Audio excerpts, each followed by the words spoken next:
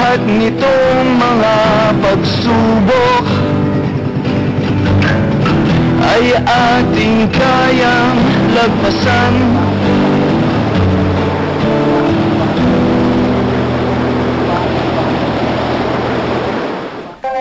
Noong Setyembre 26, 2009, dahil sa walang tigil na pagbuhos ng ulan, dulot ng bagyong Ondoy, maraming bayan sa Luzon ang nilubog sa lampastaong baha. At dahil sa kahintik-hintik na trahedyang ito'y kumitil ng maraming buhay at sumira sa mga ari-ari ang pinaghirapan ng dugot pawis ng ating mga kababayan. Dahil sa trahedyang ito, maraming mga tao ang nagbigay ng kanilang di malilimutang karanasan na maitatanim hanggang sa kanilang pagtanda. Narito po tayo ngayon sa Barangay Nubalog, dito sa Marilao, kung saan dumanas yung lupit ng bagyong Ondoy. Makikita niyo po ang bahagi ng pader na ito, nakadugtong ng pader na ito, na bumigay dahil sa malakas na agos ng lumi mula sa ito.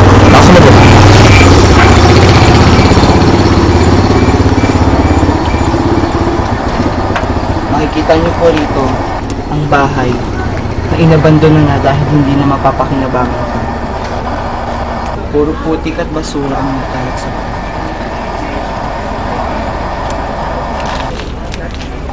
Sen, nalakalakan ng ganyan.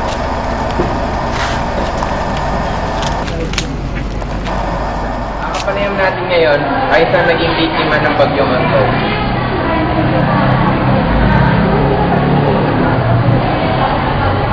Billy, maaari mo ba sabihin sa amin kung gaano kahirap ang nangyari sa inyo? Naabutan kayo ng baha. Bali sa akin, nag-trip ako dun sa isang tulay sa expressway. Tapos yung bawat day, yung baha, kaya hindi ako makadaan. Doon ako nagpalipas ng gabi.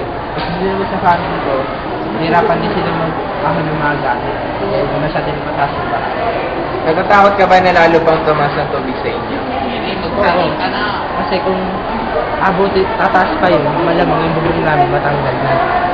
Sa tingin mo, ano ang dahilan kung bakit tumataas ang baha sa inyo? Wala rin ako man dyan eh. Hindi ko rin alam kung bakit tumataas. Natulungan ba kayo ng gobyerno sa oras na inyong pangangailangan? Oo. Binigyan nila kami ng mga relief foods. Bawat araw-araw. Magandang umaga po. Ano ba ang pangalan niyo? Darly po. Nung bagyong Ondoy po ba, ano ang mga ginawa mo ng baha sa inyo? Nagligpit-ligpit po. Nagtaas ng mga gamit para lumamot ng bahay. Gaano po kataas ng tubig yung kasi sa inyong bahay? Dibdib po. Ano mga kasangkapan na naligtas mo? Ito po mga akin na TV. Ito po dalawa.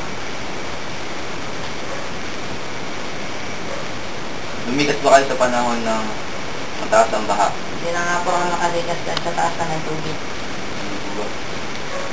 Meron ba nag-rescue sa inyo ng panahon ng baha? Wala po dahil di na po makaya ng mga rescue yung aming sa baha po kalalim. Maraming salamat po. So, there you go. Ako si Paolo Valenzuela, nandito tayo ngayon upang interviewin ang nasalatanan sa bagyong Ondoy. Bakit tumaas ka agad sa inyo ang baha? Unang-una, nung nanalanta ang bagyong Ondoy, mataas talaga yung tubig sa ilog. Tapos, nabalitaan namin na nagpakawala ng tubig yung Angat-Lag. Tapos, wala pang tigil yung pag-ulan. Kaya tumaas lang hanggang bewang yung baha sa amin. Naging mapalad pa nga kami sa bagkat walang nasawi sa bayan namin. Matakot ka ba na lalo kang tumaas ang tubig sa inyo?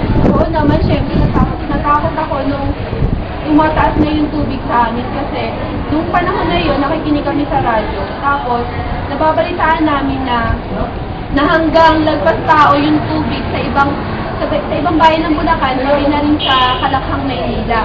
Kaya, natakot talaga kami. Buti na lang, nung mag-uumaga na, huminto na yung ulan, tapos, huminto na rin yung pagtaas ng tubig.